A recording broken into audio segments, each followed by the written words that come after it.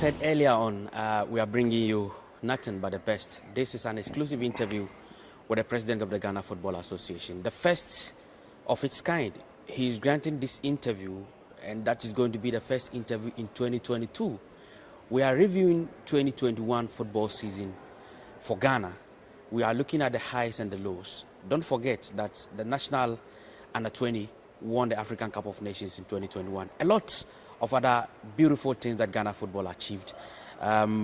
We shall be, dwelling a lot on all those things with the president of the association. Mr. President, how would you want me to address you, Mr. President, Director, Odegbami, Mathematical? It's been nice having you once again. I'm very sure that by the time this interview comes to an end, we are going to have a lot of information about Ghana football. Quick one. How will you sum up 2021 football season for Ghana? Well, I think that 2021 was a very good year for us. If you look on your right and on my left, you see KGL, you see Puma, you see Bethel, you see Woodin, you see Awake. Share Ghana beyond the return. Clearly, these are key indicators for anybody at all to see that there are a lot of people, especially from the private sector, who are seeing the positives that football can offer the country. Generally, I think that we had a very good year. Some amazing stories were told.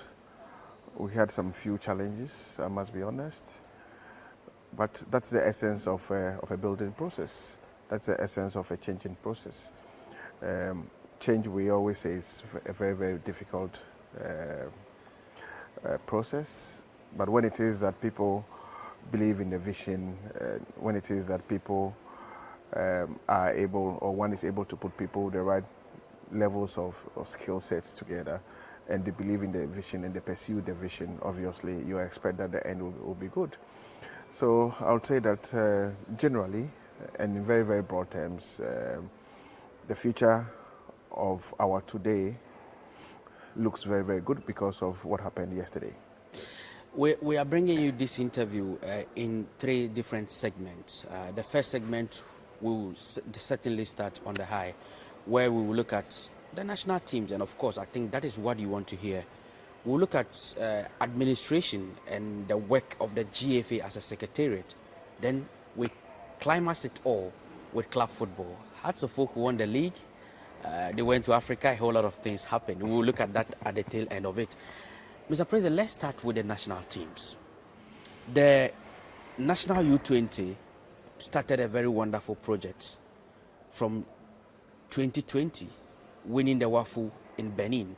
And in 2021, they just strike the match with another wonderful win in Mauritania, the African Cup of Nations. What went into it and how was this achieved? Well, I would want to start from a very bold decision by the board or the executive committee to set up our national U15 boys and girls team. For me, that was a bold statement because it's very important for us to have a clear pathway for the development of our intangible assets, which are the players. So we brought our national U15 boys back. We brought our national U15 girls back. And for me, that gladdens my heart a lot. And I'm sure to many of us on the executive committee. Now, fast forward, we competed in the U17 WAFU competition. We also competed in the U20 WAFU competition. Unfortunately, the U17 boys could not make it under very, very challenging circumstances. But the U20 never gave up, won the WAFU competition, and went on to completely dominate the African continent. So we are the African champions. And this is what gladdens my heart a lot. In the years that Ghana were very dominant, or was very dominant at the youth level, U17 and U20, our national teams, especially the A national team, was very, very strong.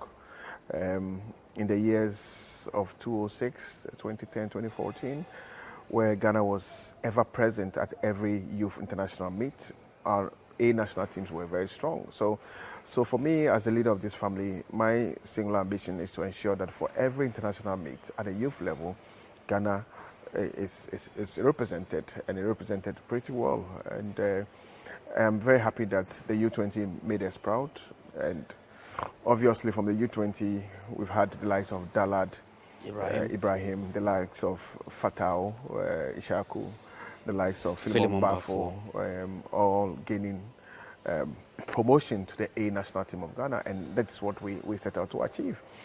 Beyond that, we also reorganized the national U17 girls, national U17, U20 girls. They are all in camp. They've been in camp from day one.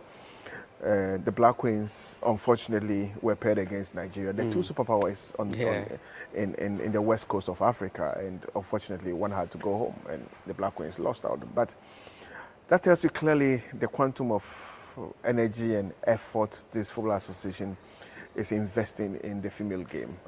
I think that we are encouraging more female participation in the sport across all facets of the football ecosystem, be it by way of governance, in refereeing, also via the academy on refereeing policy, by way of personnel who administer our female national teams, giving access to females to be coaches, via our newly introduced, obviously, the coaching educational sector, coach license D and C, which will be coming up soon.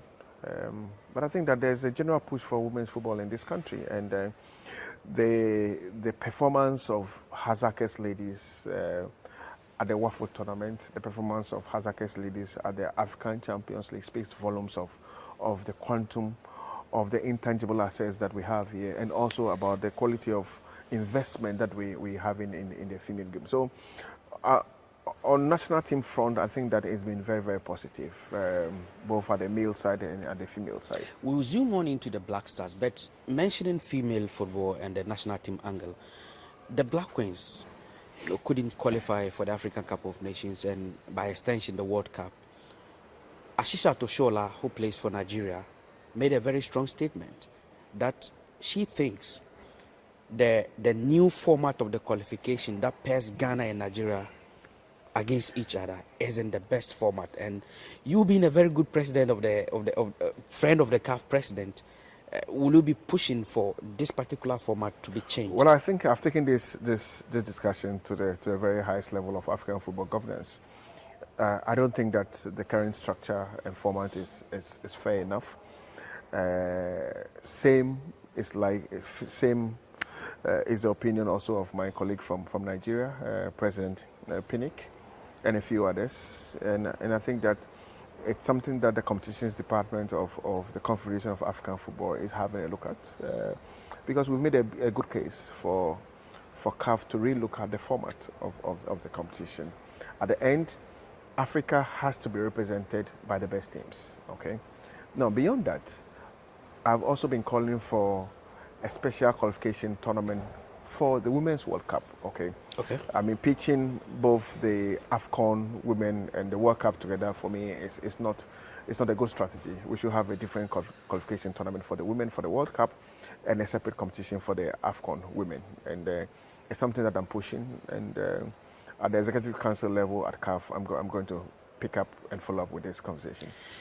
2021 was also a year of a lot of friendly matches for the national teams. For the first time, perhaps in the history of Ghana football, we saw almost all the national teams, traveling to play football matches. The U17 went to Morocco, the U20, the U23, Azerbaijan, the local Blasters, and almost all the national teams were playing football matches.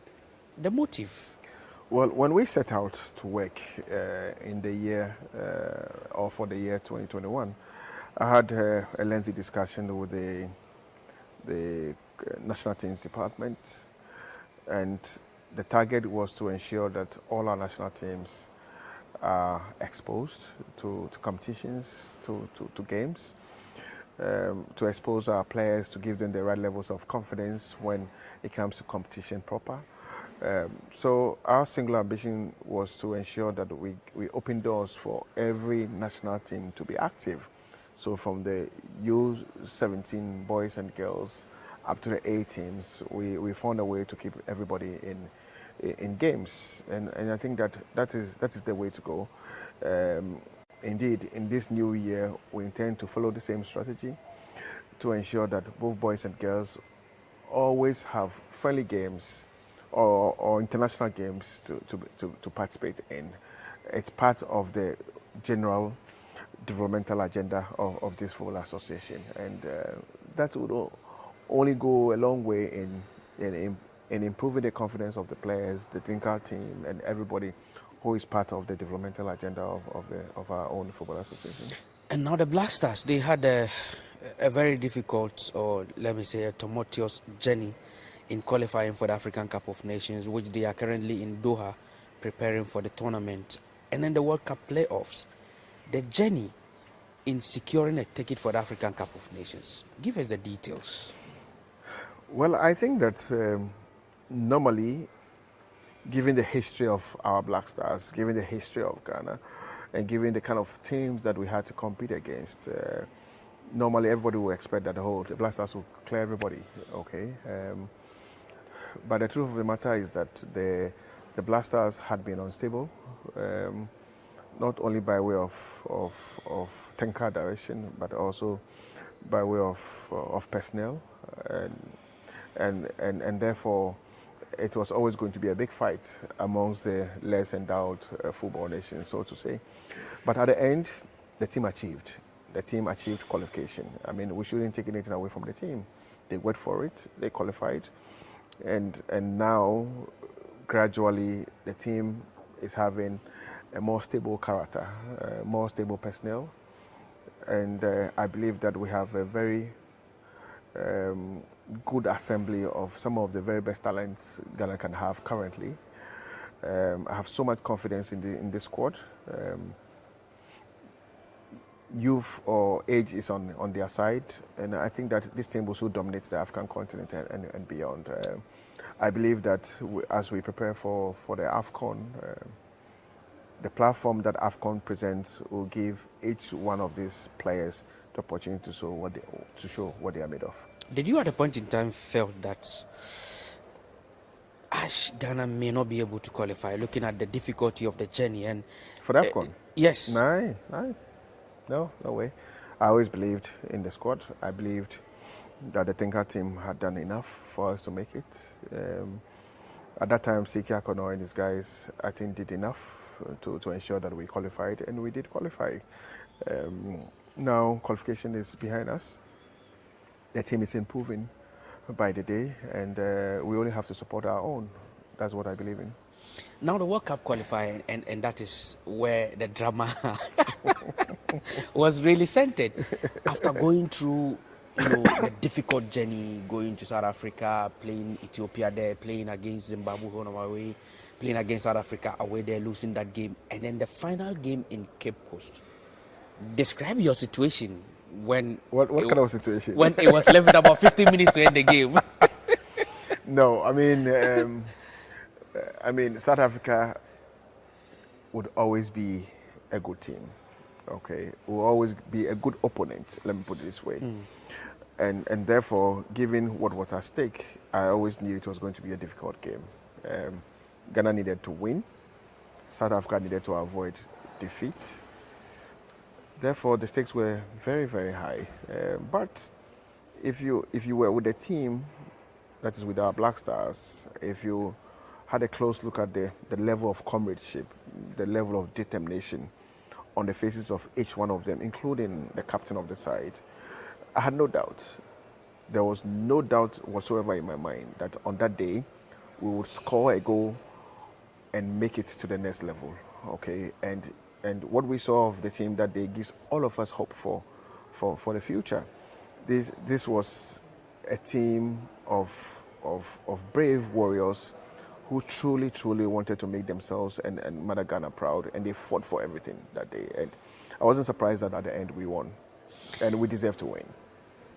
Before the final whistle, we saw the posture of the sports minister, Honorable Mustafa Yusuf, when he was virtually unable to sit. But you were very calm, enjoying the game. What made that difference? Because he virtually I mean, we are two different people. We react emotionally to situations differently.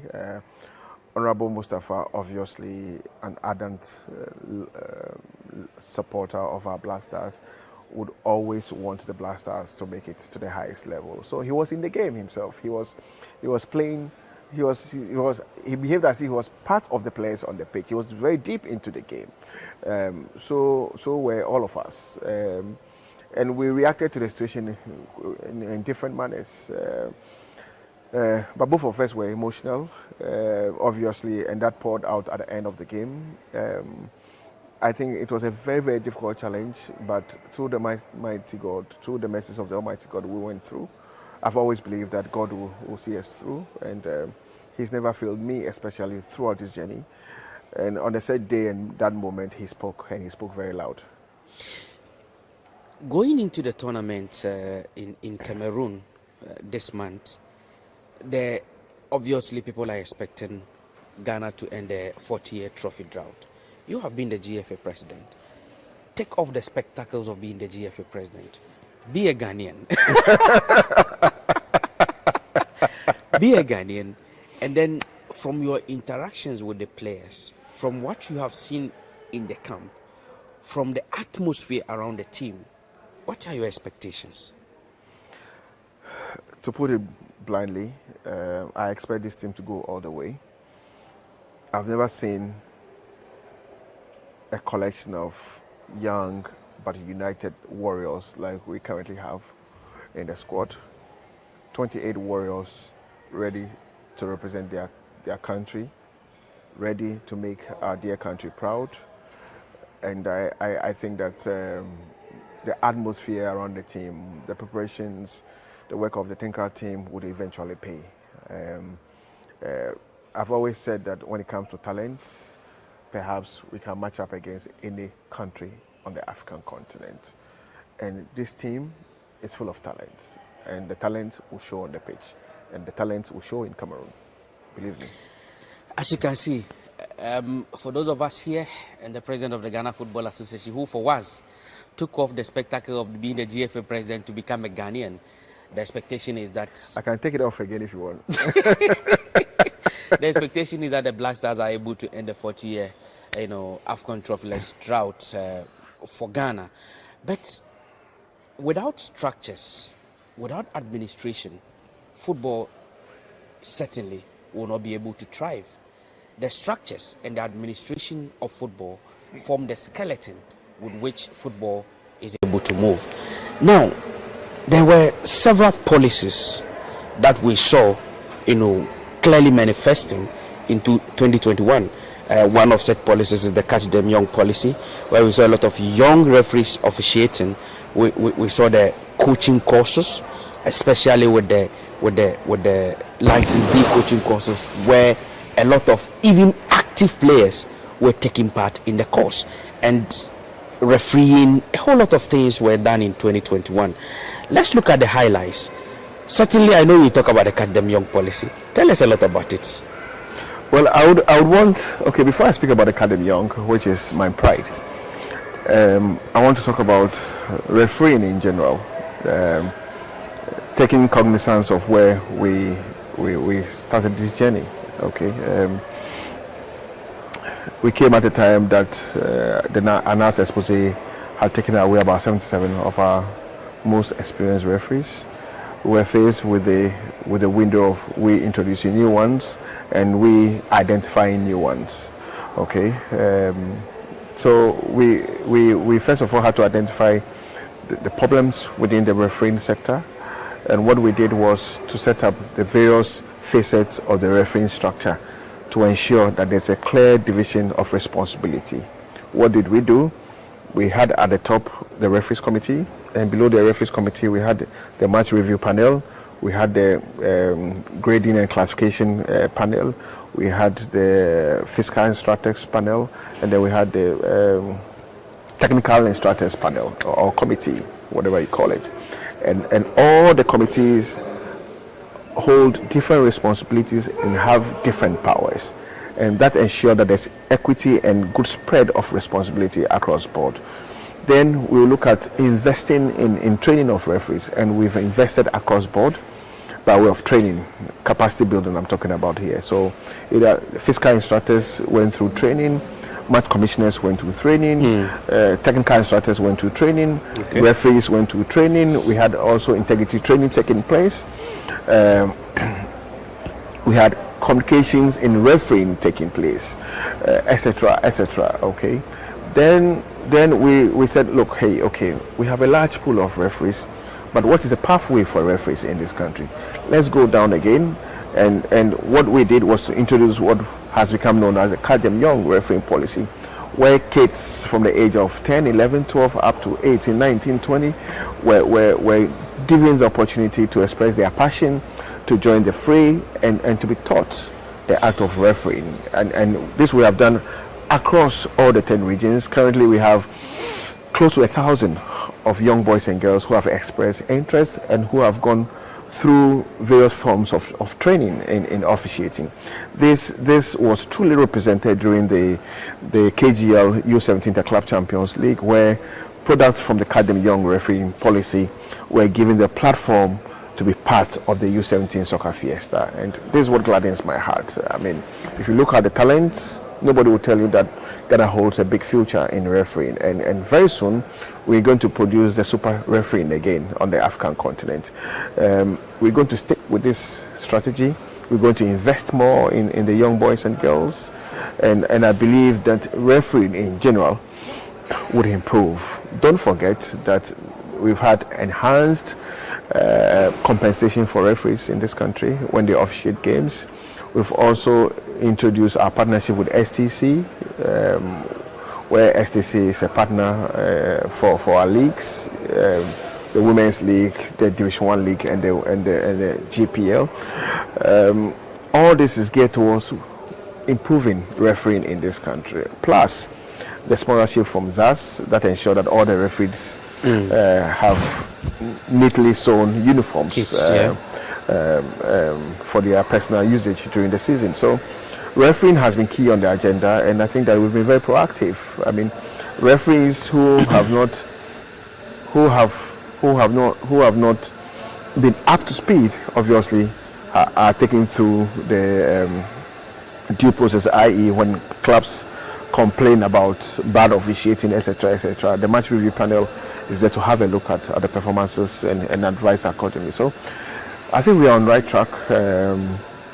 Refereeing will definitely be on the rise. It will not take one day. Don't forget, we also invested in communication. Able to move.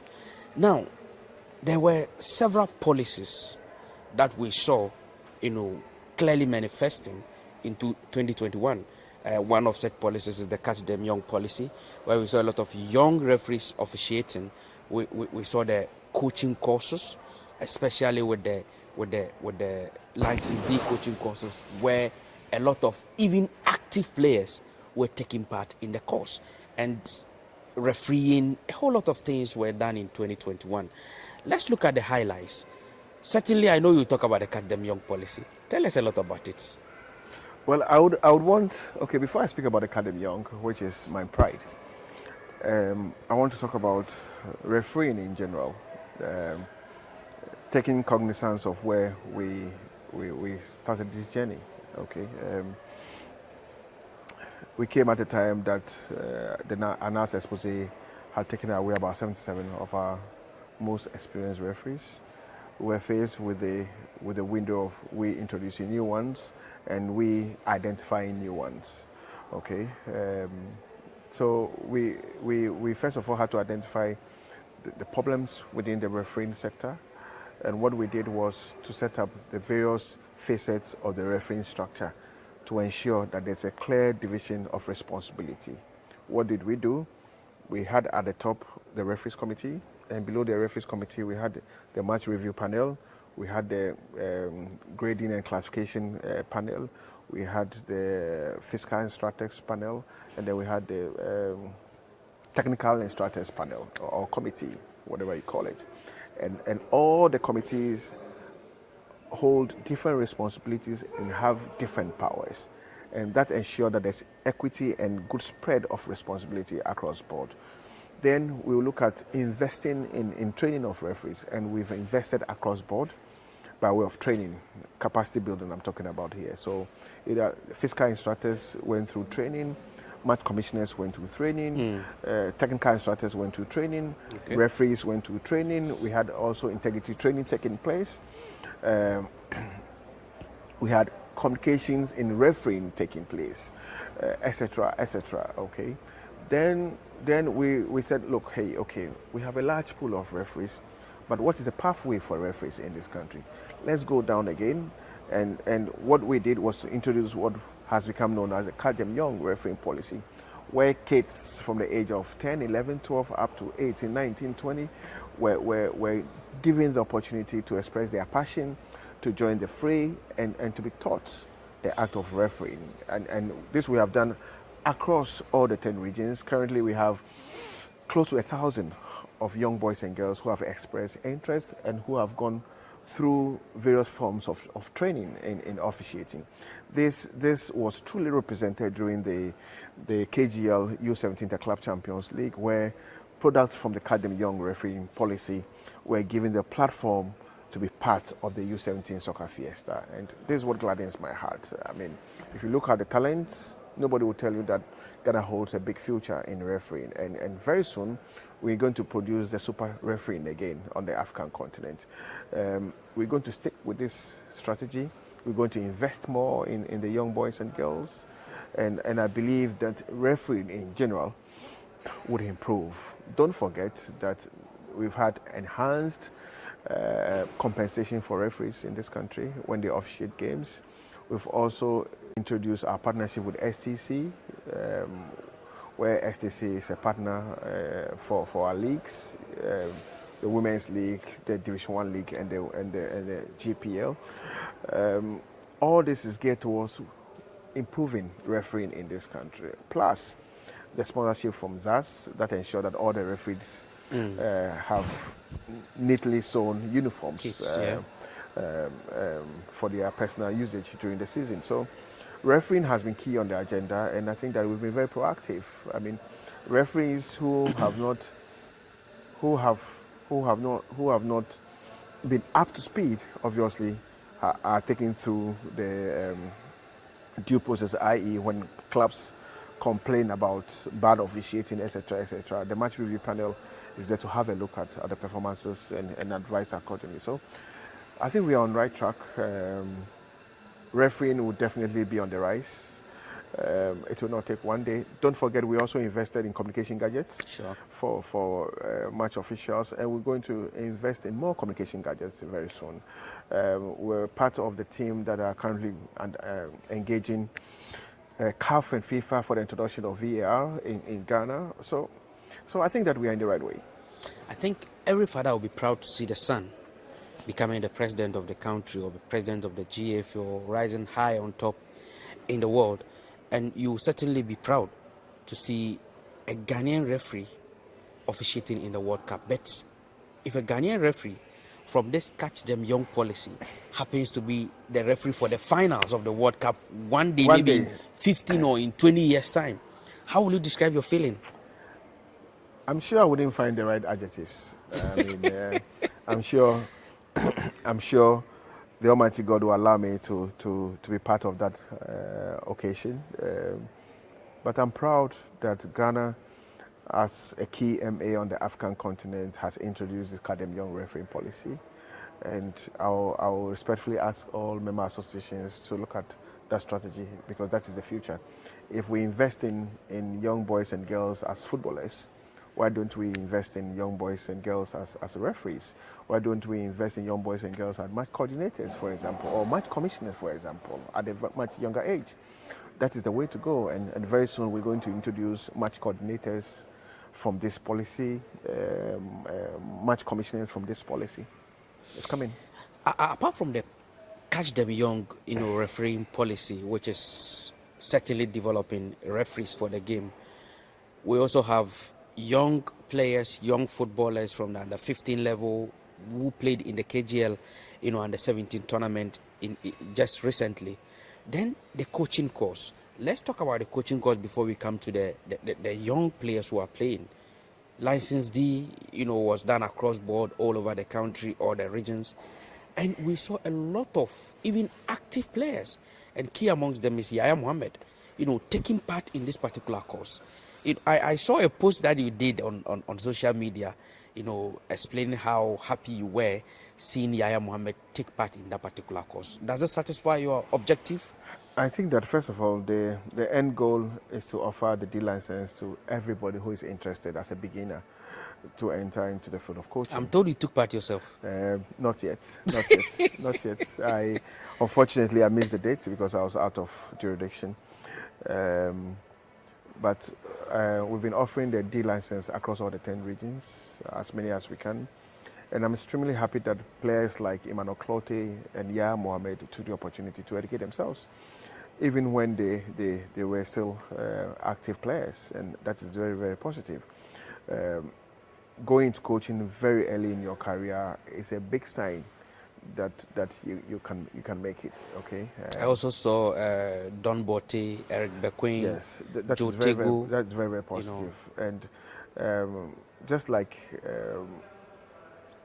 I have said much earlier, capacity building is key for me. Okay, and I believe that giving people the opportunity to learn and to share ideas is the only way our industry can grow. So you've seen that we've been very, very aggressive with capacity building, whether by way of administration, by way of coaching, by way of other need areas of the football ecosystem. We've been very, very proactive, and we're not going to stop with the capacity building. Soon we're going to roll out the license D, license C, and license B, and license A, hopefully all coming soon. The whole idea is to ensure that our coaches are up to speed with the happenings in coaching in the world. The KGL U17 tournament, the concept and how it began, I think a lot of people even realized that there was such a tournament when it was played on the national stage.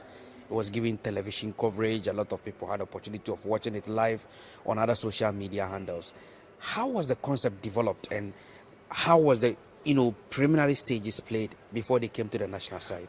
Well, so right from the word go, I offered myself to be chairman of the National Juvenile Committee as the president of the FA. And at the National Juvenile Committee level, one of the key things that we settled on was to ensure that juvenile football was brought back alive in Ghana, in all the regions, and to ensure that we give the RFAs good support in that direction. Okay, so we ensured that registration of players took place. We ensured that all the leagues in all the regions took place, and they took place very, very successfully. Now, at the end of the season, the champions from the various regions obviously qualified to participate in the KGL Interclub U17 Championship, which was staged in Accra. All the regions were represented by their champions, with the exception of Greater Accra and Ashanti region that were represented by 2 clubs each. So in total, we had 12 clubs. We did form an LOC chaired by Dr. Magdan Macaulay, Okay. and they ensured that the competition was very, very well organized. Like you rightly said, the competition, we had referees, products from the Academy Young Refereeing Policy, being the match officials for the tournament. And I believe that every young boy who participated in this competition went home very excited, because already they are national heroes. First time juvenile football was live on free-to-air TV and on social media platforms. Almost all the games were broadcasted. This is unprecedented in the history of Ghanaian football. The super talents that have come out have already gained national recognition. Some of them are receiving call-ups to the National U17 to have a go. And that is the transitional plan. Exactly, to have a go, and from there they have their careers in front of them. So I think that I'm very happy about this. Beyond this competition, we also introduced the Women's Super Cup. We also introduced the DOL Super Cup, and There's one more competition that I'm going to propose to the ESCO for us to introduce in this particular year. And what is that going to be? I'm not the blessing of the ESCO first, but there's one more. And my idea for this year is to take all the competitions to every corner of the country, not only by TV, but by way of organization. So, for example, you have Volta region organizing one of the competitions, you have Central region organizing one of the competitions, you have maybe Western region also being the host region for another competition. We're going to take all the competitions to every corner of the country. Now, let's look at, still on administration, the RFAs this time around seem to have been cushioned with a lot of support in terms of footballs, in terms of babes, in terms of training equipment, in terms of even financially. Where do you get money to do all these things, and how are you able to sustain all these things? Well, the RFA, first of all, is the responsibility of the Executive Committee and the FA to recognize that the RFAs are part of the governance structure of football in this country. They truly represent the national secretariat at the regional level, for which reason they also need support, they need resources, even though they are also mandated to look for their own funding. Okay, so what we decided to do was, first of all, to support the RFA chairman. So for the first time, every RFA chairman do receive monthly allowance from the Football Association. This has never been the case. Oh, really? Okay? This has never been the case. So we have started with monthly financial support for our RFA leadership across the 10 regions. Beyond that, there's the annual subvention that we do send to the RFAs for the running of the offices and for payment of salaries of some of the staff at the various regions. The FA also decided to invest $100,000 in footballs, and these footballs were distributed to the RFAs across the country for regional and grassroots football development. Beyond that, the FA also invested about $280,000 in the borehole strategy, and the boreholes are being currently constructed across all the regions. Some of the game centers that are controlled by the RFAs are also direct beneficiaries of the borehole strategy.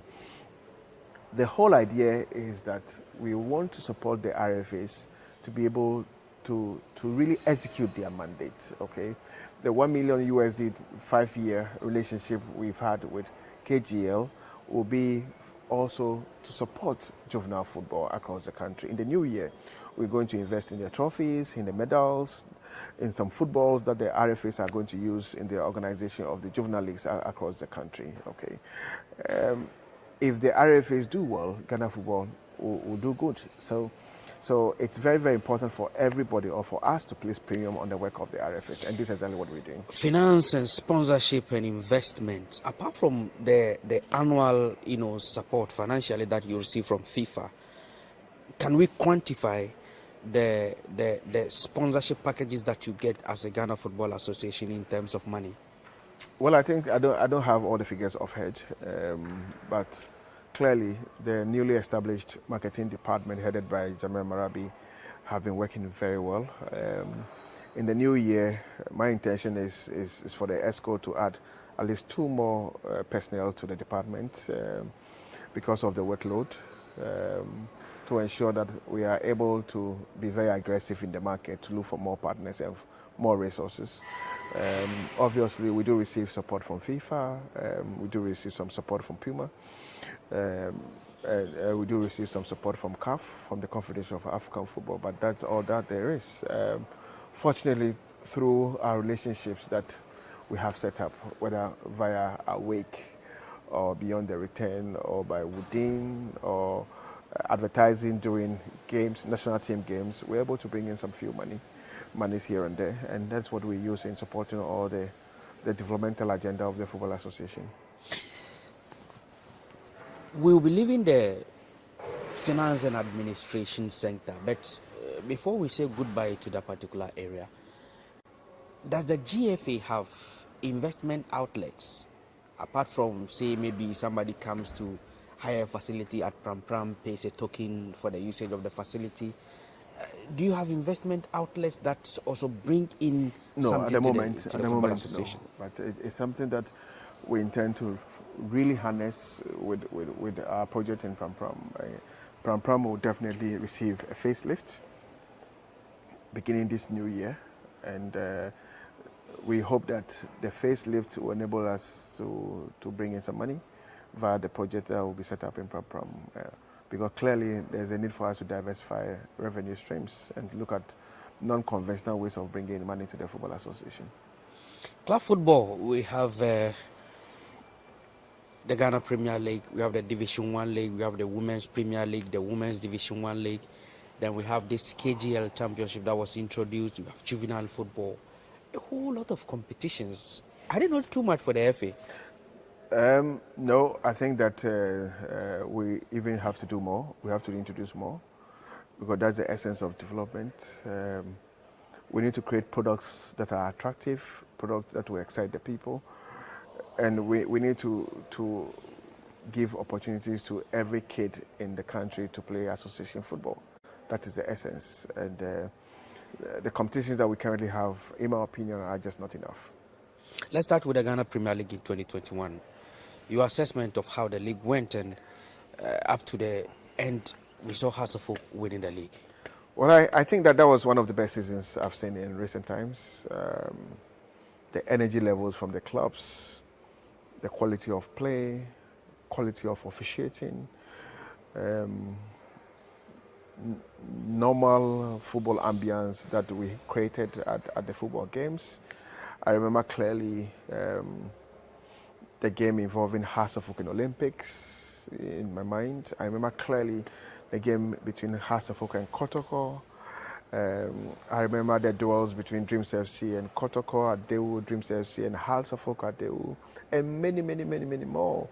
I remember the battle between Gold Stars and Summertex, Gold Stars and Sky FC. In the Division 1 League. I remember clearly the battles between RTU and Tamale City, Bafokwatano and BA United, Tema Youth and Accra Lions. I mean, amazing games, amazing football atmosphere,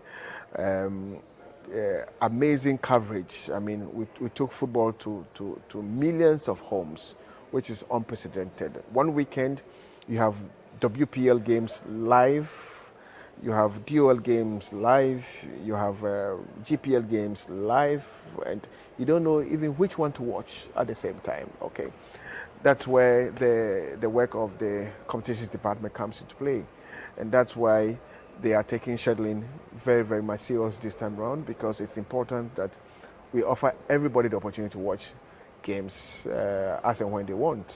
Okay, Start Times are broadcasting more games. The GFA are streaming a lot of games. Now we have the GFA app that will ensure that games will come into millions of homes across the country and beyond. So I think that we've given a lot of opening to people to have access to the Ghanaian game, and digitization of football, or the marriage between the digital world and football, is taking much more prominence than ever before. So I'm extremely happy about the future of the game. That brings in the question again. I'm still much concerned about how you're able to raise the financial backbone to support all this investment, because you talk about the Division 1 League alone, and you have about 24 matches every weekend, and you have maybe about 6 matches that should come live on TV for people to watch. You know, that is social media, Facebook. You have Women's Premier League games, you have juvenile matches, all being streamed on social media for people to watch. And we know social media is free. So regardless of the numbers that come up there, the FA gets nothing. But you get the money, go invest in gadgets and all the other things to, put all these games up there. Where do you get the money? Well, I'll say, let me be honest. I think that is the FA that rich? Let me say that the marketing department of the FA, again led by Jamal Marabi, have been amazing, to be honest. Yes, we've relied on our relationships that we have created to bring in some revenue or some inflows that has supported all these developmental strategies that we have rolled out. Okay, it's not been easy, to be honest with you. The support from FIFA has come in handy all the time. The support from CAF has always come in handy. And I think that if we are able to strengthen the marketing department. Given the way the communications department have been working, I think that the FA is opening up a lot more, and there'll be more partners and there'll be more money coming through. Under your administration, we've seen a marketing department for the FA, which previously did not exist. Which other departments have you created under your umbrella? Well, when we set out in the beginning, obviously, I did say that I would want to lead a setup that will ensure that there's an efficient national secretariat. An efficient national secretariat here means we're finding the right personnel to fill the various departments that we had identified. And one wants to talk about the identified departments. The FA had never had an HR department. Yeah. We do have an HR department. We set up a marketing department, a competitions department. We re-enhanced the finance department with new personnel. Of course, the integrity department, national teams department, all this ensured that we brought more efficiency in the system. People specialized in their niche areas, and that is helping in the forward march of our football association. There's a new feel when you enter the premises of the football association, because of the new way we're doing the business of football. And I think that if we carry on going like this, the game would improve. We introduce a same-day service for people who make requests for introductory letters, etc., and we are striving to make it even more efficient. I think that we are in the right way. We resource the communications department, and you can see that the FA is very visible and open on all fronts. We've opened up the FA for people to have all news items that they want, every information that they want, it's available. We introduced GFA News, which is also a news outlet. We revamped the official website. We brought more energy into our Twitter platforms, our Facebook platforms, our Instagram platforms. I think that we've made the FA a lot more visible for people. For want to avoid, the FA has become a lot more appealing to the consumers of football, and information is available everywhere. You go on the website, it's up to speed. You go on Twitter, there's news. GFA News is coming up, news items. Now we introduced another online representation, which is the app, the GFA Ghana Football app, and we're just carrying the food to the doorstep of the consumer. Are we going to see the FA once having maybe a research and statistics department, considering all the departments that you have now? I think that it's very, very important.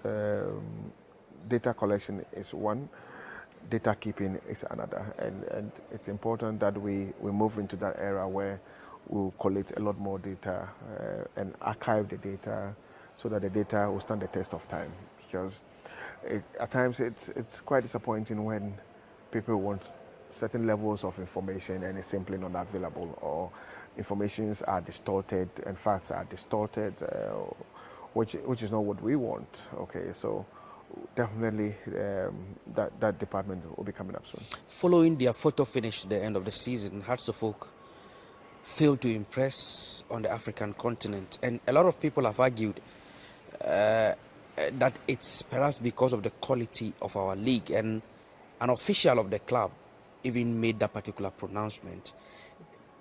You look at the performance of Hearts of Oak and you just oppose it to their performance in the league. Do you agree with people who believe that the standard of the league is the reason Hearts of Oak could not perform in Africa? I don't think so.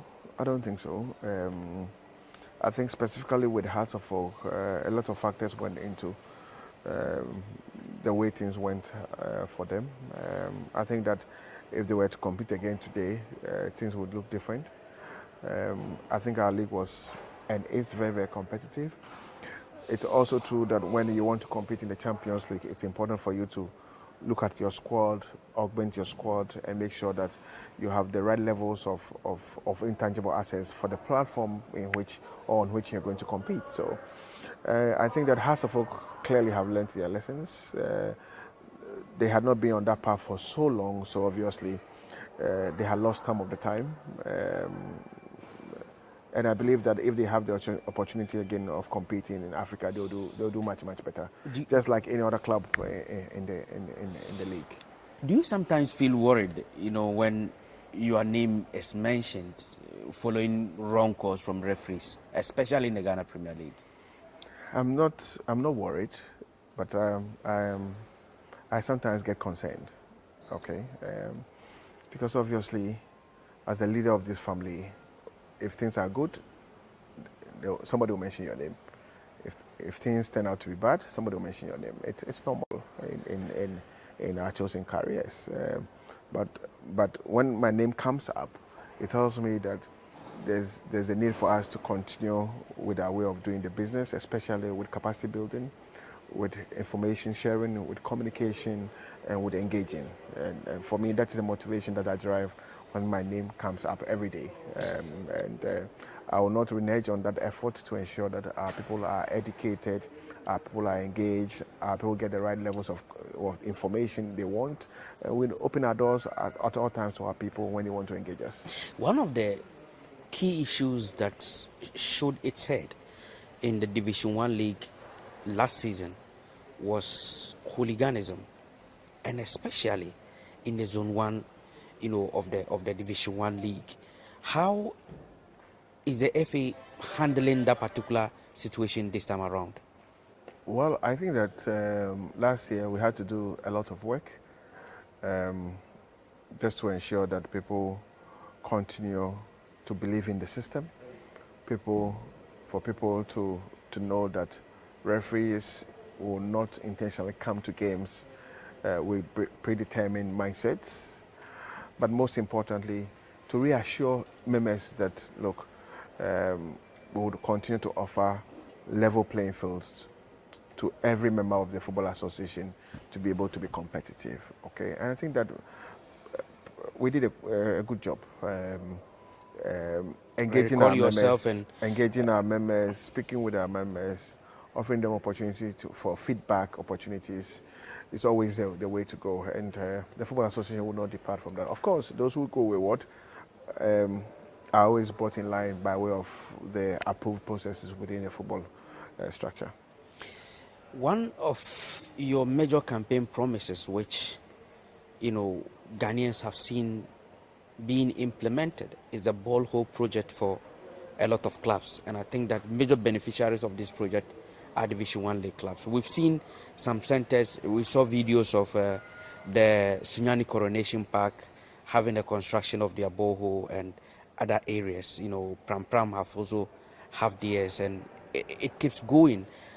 How are the other centers going to get theirs, and how is this particular project gladdening your hearts? Well, the borehole project is part of a clear strategy aimed at improving competitions. Okay, how do we do that? We want to ensure that our pitches are healthy, and how can that be achieved?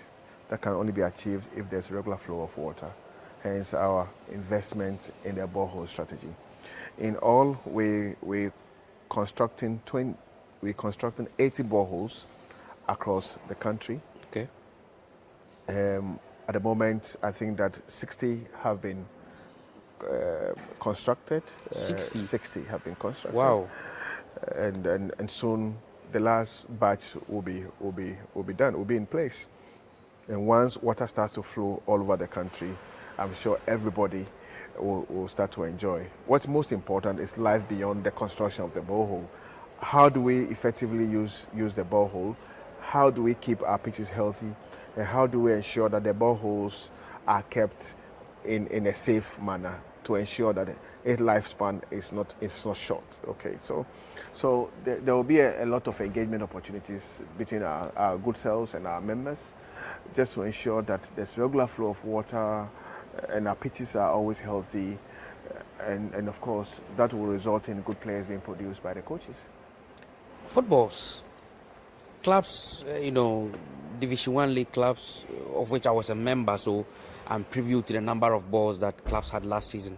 40 footballs were given to clubs last season. The previous season were 50, then 40. The quantum of balls that are given to clubs, we say football, it's all about balls, isn't it? So without balls, Football there's is all no about football. balls, and without balls, there will not be football. Okay, so again, through our relationships that we establish, including the relationship we have with Tempo, we have Tempo balls that will be coming in soon. Let me be the first to admit that it has delayed. Some of the balls have delayed, but I'm very positive that in the next 2 weeks or thereabout, we'll have some of the balls coming through. Again, we're going to repeat the same strategy this year. Clubs have already been informed that they're going to receive 40 footballs for the Division 1 clubs. Premier League clubs are going to receive 50, and women clubs are going to receive. They have actually received theirs already. Okay. Via our partnership with Decathlon. Okay. We intend to stay in that line. We intend to invest more in footballs and to ensure that footballs are available to every footballer in our dear country. The major highlight for women's football, especially at the club level, was the performance of Hazakes ladies in the WAFU Championship. From the local scene, they won the Women's Premier League, the Women's FA Cup. They went to WAFU, they won the WAFU Women's Champions League, and they went to the Champions League proper and did a very good job there. We know the FA played a very key role in getting Hazakes ladies get to that far. But as the president of the FA, when you saw the progress of Hazakes ladies, what was it telling you?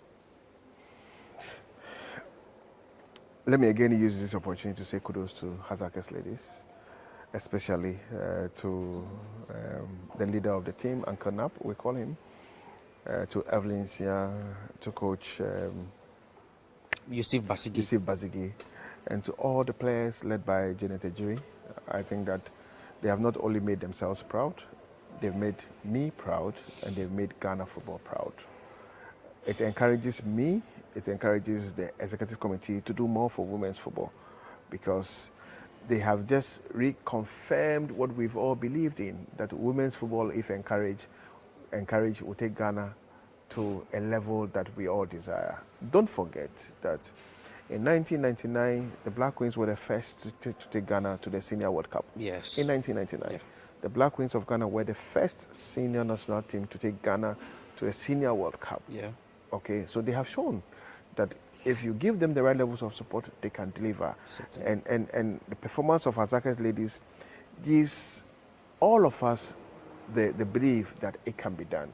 It also tells all of us that our women's league is of the highest quality. And this year, the Women's League are going to receive more attention by way of sponsorship, and they are going to be more visible on free-to-air TV through our partnership with Max TV. Okay, the live games will be available for everybody to watch, and I think this is the highest level of motivation we can offer our girls who belong to that industry. I mean, women's football live on TV, Charlie. You know, busy. Maybe today I not get nothing, but tomorrow I go get something. Tomorrow I will get something. And I go buy motor for Mama. For Mama. Mama, you dey. Charlie, Mama, they pray for me. Everybody knows that Shatta Wale is your favorite musician in Ghana. We want to hear you sing a song from Shatta Wale today. Have I put you on the spotlight?